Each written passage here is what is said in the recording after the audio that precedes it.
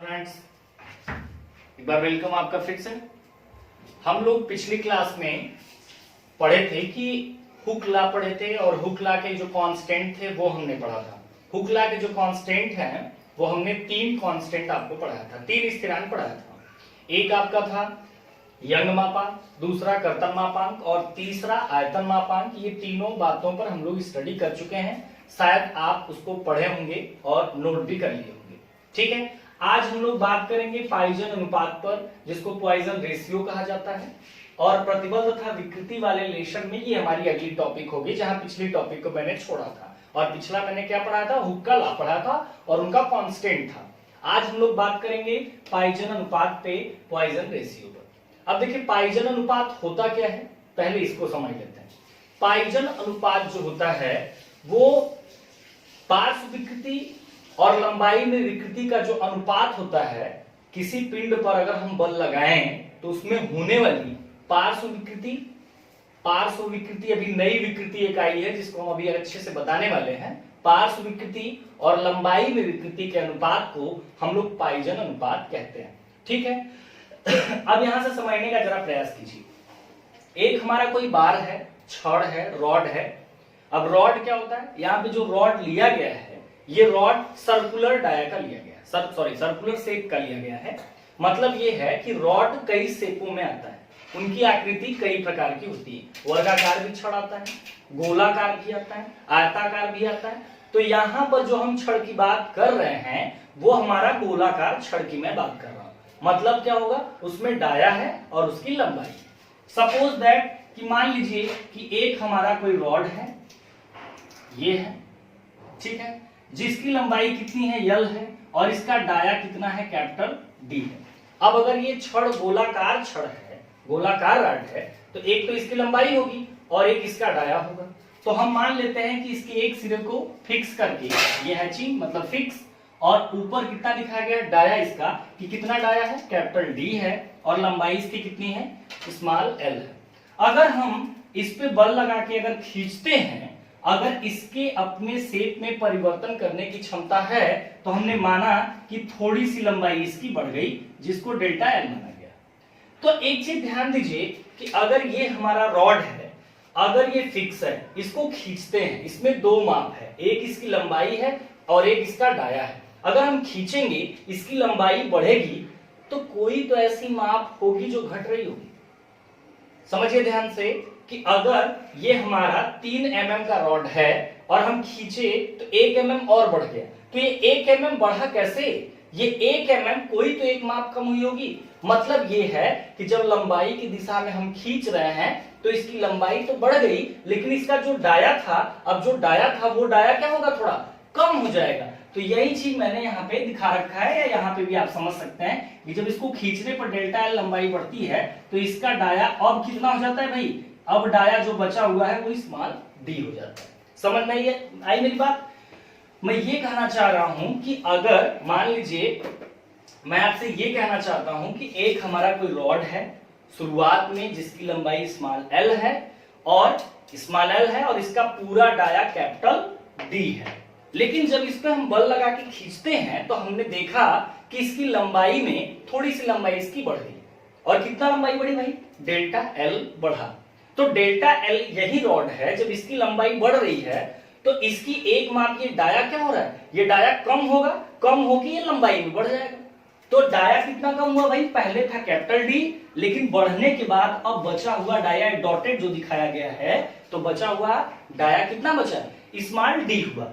अगर हम इसमें बात करें, क्या आपने लंबाई में विकृति पढ़ा है, अनुदैर्ध्य विकृति पढ़ा है, रेखीय विकृति पढ़ा है? हाँ बिल्कुल पढ़ा है। जब हम टाइप्स ऑफ स्ट्रेन पढ़ा रहे थे, विकृति के प्रकार पढ़ा रहे थे, तो उसमें आपको पहली विकृति टाइप्स की हम लोग बताए थे कि अनुदैर्ध्य विकृति, या हमने पढ़ा भी था अनुदैर्ध्य विकृति क्या होता है। यहां से अगर देखें, कह सकते हैं कि चित्रानुसार आरंभ में इसकी लंबाई स्मॉल l और डाया कैपिटल D है, लेकिन जब बल लगा के खींचते हैं तो देखते हैं कि उसके लंबाई में थोड़ा सा परिवर्तन डेल्टा L का होता है, परंतु उसके व्यास में, या अब उसका बचा हुआ व्यास स्मॉल d बचता है।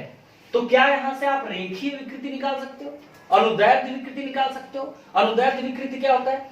जब लंबाई की दिशा में परिवर्तन होता है, ध्यान दीजिए, जब लंबाई की दिशा में परिवर्तन होता है तो वह विकृति अनुदैर्ध्य विकृति कहलाती है, या उसी विकृति को हम लोग अच्छी विकृति कहते हैं, या उसी विकृति को हम लोग लंबाई में विकृति के नाम से भी जानते हैं। इसका मतलब यहां पर अगर देखा जाए कि अनुदैर्ध्य विकृति कितनी है,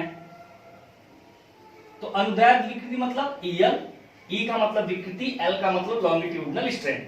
कोई भी विकृति हो, विकृति बराबर क्या होता है, आकार में हुआ परिवर्तन बटा के प्रारंभिक आकार। अगर हम अनुदैर्ध्य विकृति पढ़ रहे हैं तो आपने देखा होगा, वहां पे हमने बताया होगा कि ये हमारा उस समय केवल हम एक विकृति की जब बात कर रहे थे, यहां से F बल लगा के ये L था, तो इसके लंबाई में परिवर्तन यही डेल्टा L की बात हो रही थी। तो वहां पर केवल हम एक विकृति की स्टडी कर रहे थे, लंबाई में विकृति की या रेखीय विकृति की। तो हमने बताया था कि EL इक्वल टू आकार में परिवर्तन डेल्टा L बाई L, तो यहां भी तो वही चीज है। इसका मतलब लॉन्गिट्यूडनल स्ट्रेन जो हमारी होगी EL इक्वल टू वो डेल्टा L बाई L होगी। अब देखिए दूसरा एक हम नया नाम ले रहे हैं यहां पर पार्श्व विकृति की, पार्श्व विकृति, जिसको कहा जाता है लेटरल स्ट्रेन, या इसी को कहा जाता है, या फिर इसी को कहा जाता है हमारा पार्श्व विकृति लेटरल स्ट्रेन, या इसी को कहा जाता है सेकेंडरी स्ट्रेन। ठीक है, लेटरल स्ट्रेन या सेकेंडरी स्ट्रेन। यहां पे जो पार्श्व विकृति है, पार्श्व विकृति एक नई विकृति है। अब पार्श्व विकृति कहते किसको है, जरा इसको हम लोग समझ लेते हैं। पार्श्व विकृति वो विकृति होती है कि जब हम बल जिस दिशा में लगाते हैं, अगर उसके विपरीत या जहां पर हम नहीं सोचते, अगर वहां भी विकृति मिल रही है, तो उसी विकृति को हम लोग पार्श्व विकृति के नाम से, लेटरल स्ट्रेन के नाम से जानते हैं। अब देखिए यहां पार्श्व विकृति क्या थी, यहां पे हमने बल लगाया, तो बल हमने कहां लगाया, लंबाई की दिशा में लगाया। यहां पर हमने फिक्स करके बल लगाया लंबाई की दिशा में, तो हमारा जो काम था इसके लंबाई की दिशा में परिवर्तन करना था, न कि हमारे बल लगाने का यहां मतलब था कि उसके डाया को कम करना या उसके डाया में परिवर्तन करने का हमारा मतलब नहीं था। हमारा काम था इसके लंबाई की दिशा में बल लगाने का मतलब था कि लंबाई की दिशा में परिवर्तन करने का। लेकिन हमने देखा कि लंबाई की दिशा में परिवर्तन हुआ, लेकिन एक काम अपने आप हो रहा है, जो कि इसका व्यास पहले अगर कैपिटल D था तो अब इसका व्यास स्मॉल d हो गया। मतलब पहले अगर उसका व्यास 50 mm था तो अब उसका व्यास 30 mm हुआ। इसका मतलब जैसे लंबाई में परिवर्तन हुआ तो यह एक विकृति है, वैसे ही व्यास में परिवर्तन हुआ तो भी एक विकृति होगी। तो निश्चित तौर पे मेरे कहने का ये मतलब है कि जिस दिशा में हमने बल लगाया, जिस दिशा में हमको परिवर्तन करना था, तो किस दिशा में करना था, लंबाई की दिशा में करना था। तो लंबाई की दिशा में हमारा काम था, तो उसको हम लोग अनुदैर्ध्य विकृति कहेंगे। लेकिन एक विकृति देख रहे हैं कि अपने आप मिल रही है। विकृति क्या होता है, परिवर्तन। तो एक परिवर्तन उसके डाया में अपने आप मिल रहा है, जिस विकृति को हम लोग किस नाम से जानेंगे, लेटरल स्ट्रेन या सेकेंडरी स्ट्रेन, या फिर उसको कहेंगे हम लोग पार्श्व विकृति। समझ में आई बात। इसका मतलब पार्श्व विकृति हो चाहे कोई भी विकृति हो, पार्श्व विकृति का मतलब समझ में आया कि नहीं। पार्श्व विकृति का मतलब आप समझ पा रहे हैं। पार्श्व विकृति का मतलब कि जो अपने आप विकृति हमको मिल रही है। जैसे ये हमारी प्राइमरी स्ट्रेन है ना, क्योंकि हमने इस दिशा में काम किया, इसको प्राइमरी स्ट्रेन भी कहते हैं। लॉन्गिट्यूडनल को हमने वहां पे नाम लिखवाया था, इसीलिए तो ये प्राइमरी स्ट्रेन, हमारा काम प्राइमरी का था, लेकिन ये अपने आप उत्पन्न हो रहा है, ये डाया अपने आप कम हो रहा है, तो ये हमारी सेकेंडरी स्ट्रेन होगी, जिसको हम लोग पार्श्व विकृति कहेंगे। अब पार्श्व विकृति क्या होगी, तो विकृति का वही फार्मूला लगाएंगे, क्या, आकार में हुआ परिवर्तन बटा के प्रारंभिक आकार। तो इसके डाया में कितने का परिवर्तन हुआ, परिवर्तन बटा के प्रारंभिक आकार। अगर हम कैपिटल D में से स्मॉल d को घटा दें तो यही ना परिवर्तन होगा। मतलब ये है कि जैसे पहले डाया 50 mm था, खींचने के बाद उसका डाया 30 mm बचा, तो इसका मतलब परिवर्तन कितने mm का हुआ, 20 mm का। कैसे आपको मालूम चला, जब आपने दोनों का अंतर किया। तो यहाँ पे हमने क्या किया, दोनों का अंतर किया तो उसमें परिवर्तन मिल गया, बटा के प्रारंभिक आकार। प्रारंभिक आकार का मतलब प्रारंभिक डाया कैपिटल D है। अब सवाल एक बनता है, और क्या सवाल बनता है कि यहां से अगर हम कहें, यहां से हम कहें कि पार्श्व विकृति जो हमारी है वो समानुपाती है किसके, अनुदैर्ध्य विकृति के।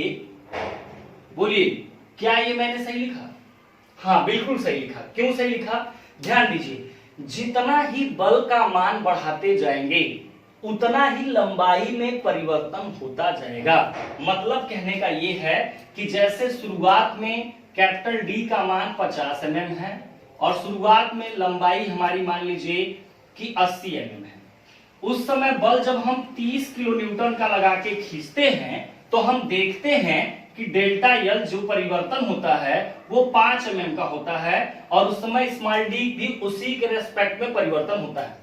लेकिन अगर हम बल का मान 30 से अगर 50 करेंगे तो ये डेल्टा एल बढ़ेगा, और जब डेल्टा एल बढ़ेगा तो उसका डाया भी उसी के रेस्पेक्ट में कम होगा। इसका मतलब ये है कि जितना ही परिवर्तन इधर आप कराएंगे उतना ही सेकेंडरी अपने आप कम होगी। इसका मतलब ये है कि इधर वाली स्ट्रेन जितना वेरी करेगी उसी के रेस्पेक्ट में इधर वाली स्ट्रेन हमको मिलेगी। मतलब जितना रेखीय विकृति में अंतर आएगा उतना ही उसी के रेस्पेक्ट में वो पार्श्व विकृति भी आपकी मिलती जाएगी। तो निश्चित तौर पे हम कह सकते हैं कि जो पार्श्व विकृति होगी वो अनुदैर्ध्य विकृति के क्या होगी, समानुपाती होगी। मतलब दोनों एक दूसरे के रेस्पेक्ट में ही बढ़ेंगे। और यहां से आपको बताया गया है कि अगर यहां से पार्श्व विकृति प्रोपोर्शनल हटता है तो बराबर बराबर के साथ एक स्थिरांक आता है, तो एक स्थिरांक मिलेगा, स्थिरांक इनटू अनुदैर्ध्य विकृति। तो यहां से स्थिरांक बराबर क्या होगा भाई, स्थिरांक बराबर तो ये नीचे चला आएगा तो पार्श्व विकृति बटा के अनुदैर्ध्य विकृति। ठीक है, इसका मतलब ये हुआ कि ये स्थिरांक जो होता है यही स्थिरांक पाइजन स्थिरांक कहलाता है। और इस स्थिरांक को जब हम 1/m लिख देते हैं तो इसी को हम लोग पाइजन अनुपात कहते हैं। इसका मतलब पाइजन अनुपात जो हुआ वह पिंड में पार्श्व विकृति और उस पिंड की अनुदैर्ध्य विकृति का अनुपात होता है। समझ में आई बात? तो आप अब ये डायग्राम एक साइड में बनाइएगा, ठीक है, वीडियो को रोक के आप बना लीजिएगा। हम फिलहाल इधर लिखवाने जा रहे हैं कि इधर मैटर क्या है। ठीक है, तो आप हेडिंग डाले हैं, आप लिखिएगा कि बाह्य बल, बाद में उसको बनाइएगा, पहले लिख लीजिए बाह्य बल। लिखिए बाह्य बल के कारण पिंड में, बाह्य बल के कारण पिंड में होने वाली पार्श्व विकृति, पिंड में होने वाली पार्श्व विकृति तथा अनुदैर्ध्य विकृति के अनुपात को, तथा अनुदैर्ध्य विकृति के अनुपात को पाइजन अनुपात कहते हैं। अनुपात को पाइजन अनुपात कहते हैं। पैराग्राफ चेंज करके लिखिएगा, चित्रानुसार F बल लगाकर, चित्रानुसार F बल लगाकर जब खींचा जाता है, चित्रानुसार F बल लगाकर जब खींचा जाता है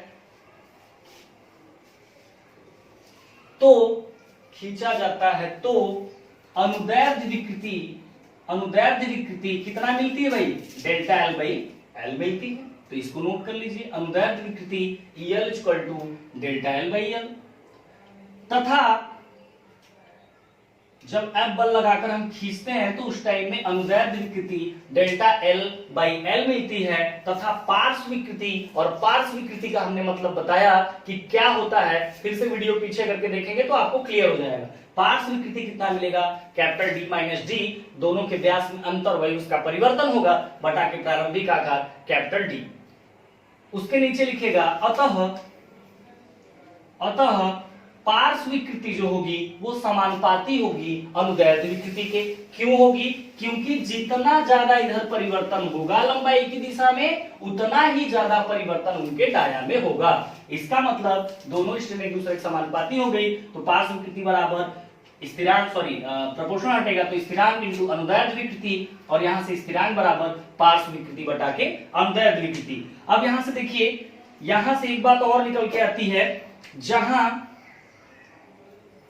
या इसको ऐसे भी लिख सकते हैं, स्थिरांक के जगह पे क्या लिख सकते हैं, 1/m इक्वल टू पार्श्व विकृति अपान के अनुदैर्ध्य विकृति, अनुदैर्ध्य विकृति, या इसको 1/m को हम म्यू भी बोलते हैं, मतलब पाइजन अनुपात को हम 1/m कहें या फिर क्या कहें, म्यू कहें। जहां स्थिरांक क्या है, पाइजन अनुपात ही है, एक स्थिरांक है जिसको 1/m से डिनोट करते हैं। अगर 1/m नहीं लिखा हुआ है कहीं, अगर म्यू लिखा हुआ है तो भी आप समझेंगे, मतलब mu R 1/m equal to क्या होगा, पार्श्व विकृति बटा के अनुदैर्ध्य विकृति। एक बात और न्यूमेरिकल के लिए लिख लीजिएगा कि पाइजन अनुपात का मान 1/4 से 1/3 के बीच, पाइजन अनुपात का मान 1/4 से 1/3 के बीच सामान्यतः लिया जाता है। अगर कहीं पे म्यू का मान, म्यू क्या है भाई, पाइजन अनुपात है, 1/m क्या है भाई, 1/m भी क्या है, पाइजन अनुपात है। मतलब पाइजन अनुपात को चाहे म्यू से डिनोट करें चाहे 1/m से, तो म्यू का मान या 1/m का मान या पाइजन अनुपात का मान सामान्यतः 1/4 से 1/3 के बीच लिया जाता है।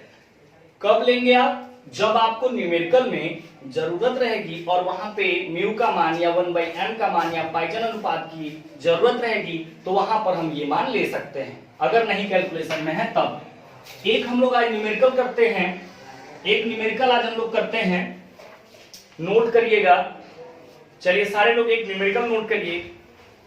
इस्पात की एक छड़ की लंबाई 4 मीटर है, नोट करिए जल्दी से। इस्पात की एक छड़ की लंबाई 4 मीटर है तथा उसकी अनुप्रस्थ काट, इस्पात की एक छड़ की लंबाई 4 मीटर है तथा उसकी अनुप्रस्थ काट 25 mm, उसकी अनुप्रस्थ काट 25 mm गुणे 25 mm, उसकी अनुप्रस्थ काट 25 mm गुणे 25 mm है। इस पर 20 किलो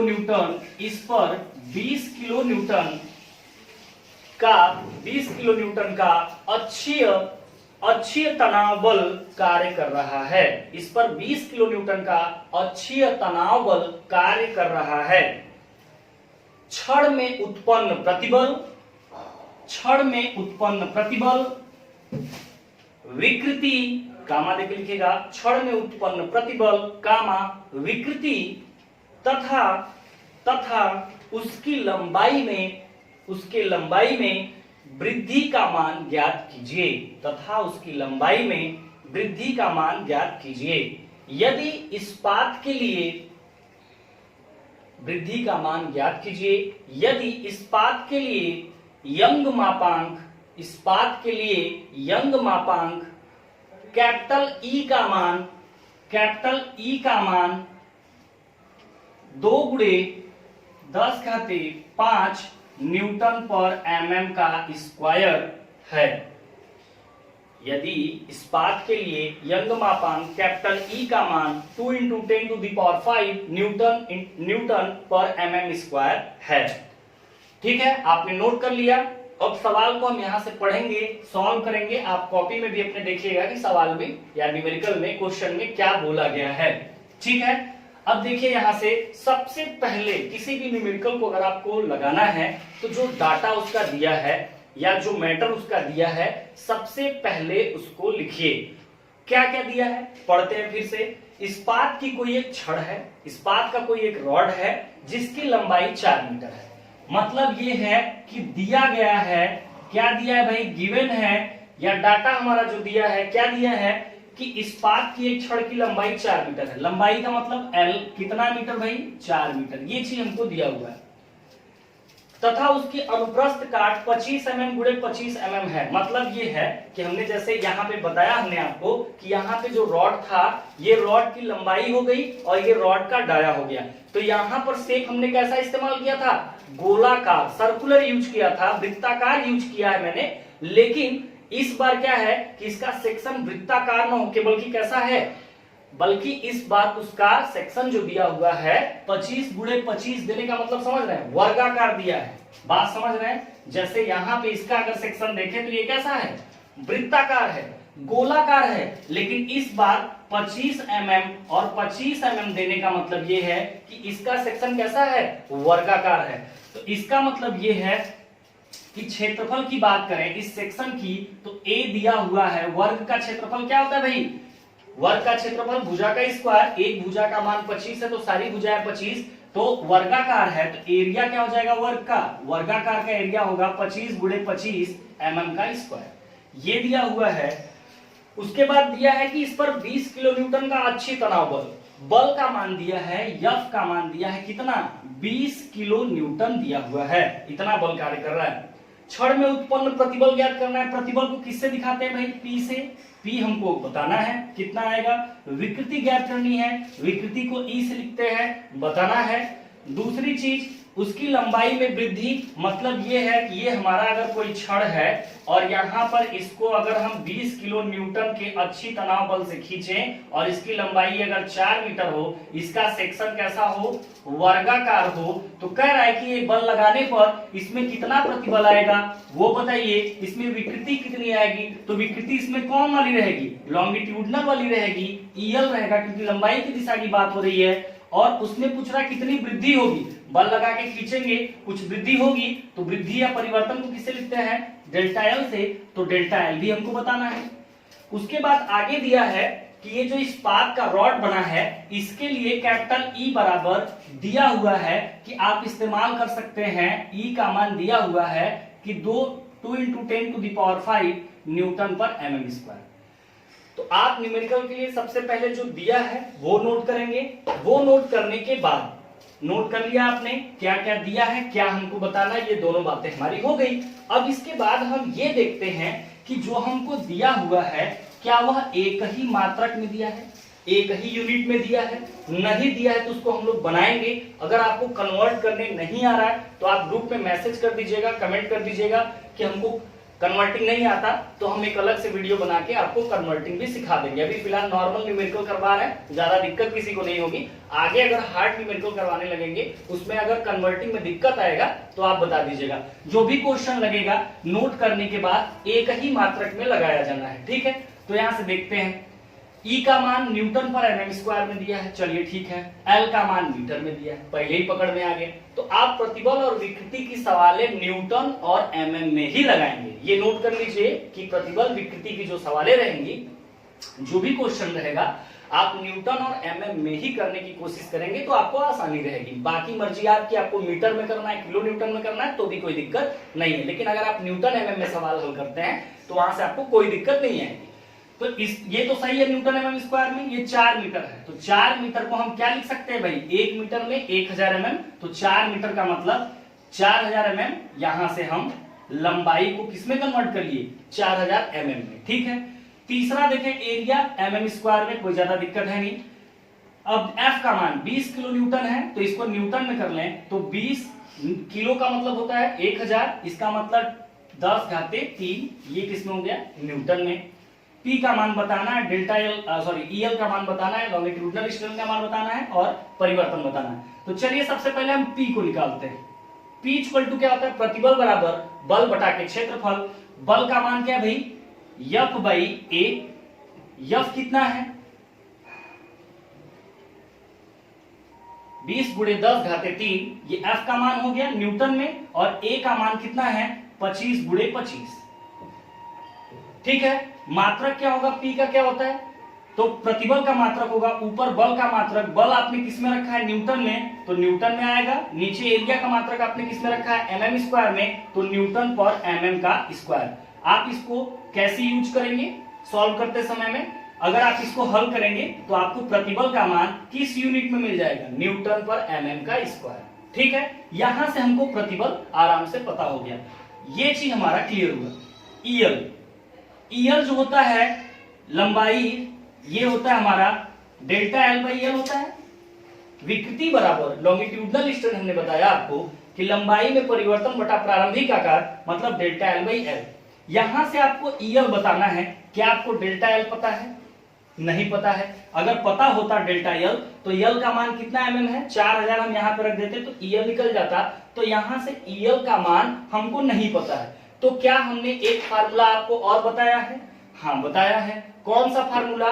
याद करिए, हमको यंग मापांक दिया है, आपको यंग मापांक पढ़ाया गया था, क्या बताया गया था? कैपिटल E इक्वल टू प्रतिबल बटा के विकृति। यहाँ पे तनाव या संपीड़न की बात है तो यंग मापांक दिया है तो P बाई E इस्तेमाल कर सकते हैं। इसका मतलब कि चूंकि E बराबर P बाई EL, या फिर इसको E समझें, स्मॉल e, कोई दिक्कत नहीं है। तो यहाँ से EL हमको निकालना है तो EL इक्वल टू यहाँ आ जाएगा P बाई E हो जाएगा। P का मान कितना है? हमने अभी यहाँ से निकाला, जो सॉल्व करके निकालेंगे तो यहाँ P का मान रख दीजिएगा।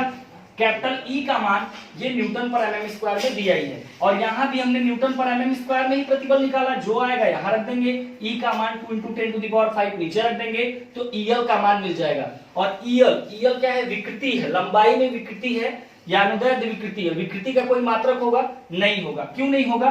क्योंकि यहाँ से प्रतिबल का मात्रक देखिए न्यूटन पर mm स्क्वायर बटा E का मात्रक किसमें है?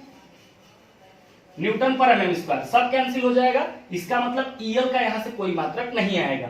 तो P का मान न्यूटन पर mm स्क्वायर में आप यहाँ से निकाल के रख लीजिएगा, और E का मान नीचे दिया हुआ है तो EL इक्वल टू P का मान रखेंगे नीचे 2 × 10⁵ रखेंगे, जो मान आएगा यह उसकी अनुदैर्ध्य विकृति या लंबाई में विकृति होगी। तीसरी बात क्या पूछा है भाई? डेल्टा एल पूछा है। तो डेल्टा एल पूछा है तो तीसरी चीज कैसे निकालेंगे? आप जानते हैं कि विकृति बराबर लंबाई में परिवर्तन बटा के प्रारंभिक आकार। तो यहां से आपको डेल्टा एल निकालना है। अब तो यहां से EL आपको पता है, तो यहां से ले जाके आप यहां पे EL का मान रख देंगे तो डेल्टा एल बराबर ये यहां चला जाएगा, ये यहां मल्टीप्लाई हो जाएगा तो EL इंटू एल। तो L का मान कितना रखेंगे? 4000 रखेंगे। EL का मान कितना रखेंगे? यहां से जो आया रहेगा EL का मान रख देंगे तो EL और 4000 का गुणा करेंगे, जो आएगा वह डेल्टा एल होगा। तो EL का तो कोई मात्रक है ही नहीं, यहां से हमने देखा। अब L की जो बात है तो L लंबाई है, लंबाई किसमें यूज कर रहे हैं? mm में, तो डेल्टा एल जो भी आएगा mm में आ जाएगा। तो आप इस तरह से कैलकुलेशन कर लेंगे, या तो फिर आप कहें हम कैलकुलेशन करते समय करते जाएं, आपको जैसा ठीक लगे। अभी फिलहाल नॉर्मल न्यूमेरिकल है इसलिए हम कैलकुलेशन नहीं कर रहे हैं, आप आराम से कर सकते हैं, कोई ज्यादा दिक्कत है नहीं। आपसे कहा जा रहा था कि यहाँ से कोई इस्पात का छड़ है जिसकी लंबाई 4 मीटर है, हमने उसको mm बना लिया 4000 mm। 25 × 25 का उसका अनुप्रस्थ काट है, तो क्लियर हो गया कि वर्गाकार काट है। तो वर्गाकार काट है तो इसका एरिया हो जाएगा। बल 20 किलो न्यूटन है तो 20 × 10⁻³ न्यूटन में हो गया। प्रतिबल पूछ रहा है तो P equal to F/A। F का मान आपको दिया गया 20 × 10⁻³, एरिया 25 × 25, दोनों को सॉल्व करेंगे, जो मान आएगा न्यूटन पर mm स्क्वायर में आ जाएगा, क्योंकि इसको आपने न्यूटन में रखा है और नीचे क्षेत्रफल को mm स्क्वायर में, तो प्रतिबल का मात्रक यही होता ही है। उसके बाद हमको निकालने को बोला गया कि लंबाई में कितना परिवर्तन हो रहा है, डेल्टा एल का मान, और विकृति कितनी होगी। तो हमसे विकृति से फार्मूले डायरेक्ट नहीं निकल रहा था, तो हमने ये फार्मूला इस्तेमाल किया यंग मापांक का, कि यंग मापांक इक्वल टू प्रतिबल बटा के विकृति। प्रतिबल हम निकाल ही चुके हैं, ये दिया है, E निकाल लेंगे। जब E निकल जाएगा तो E equal to delta L by L, L दिया ही है, E पता ही था, डेल्टा एल निकल जाएगा। क्लियर है? तो आज के लिए बस इतना ही, और इतना नोट कर लीजिएगा, आप न्यूमेरिकल सॉल्व करते रहिए। अभी किताब की जरूरत पड़ेगी तो आप ग्रुप में पूछ लीजिएगा, मैं सब कुछ बता दूंगा। ठीक है? तो आज के लिए बस इतना है। Thank you.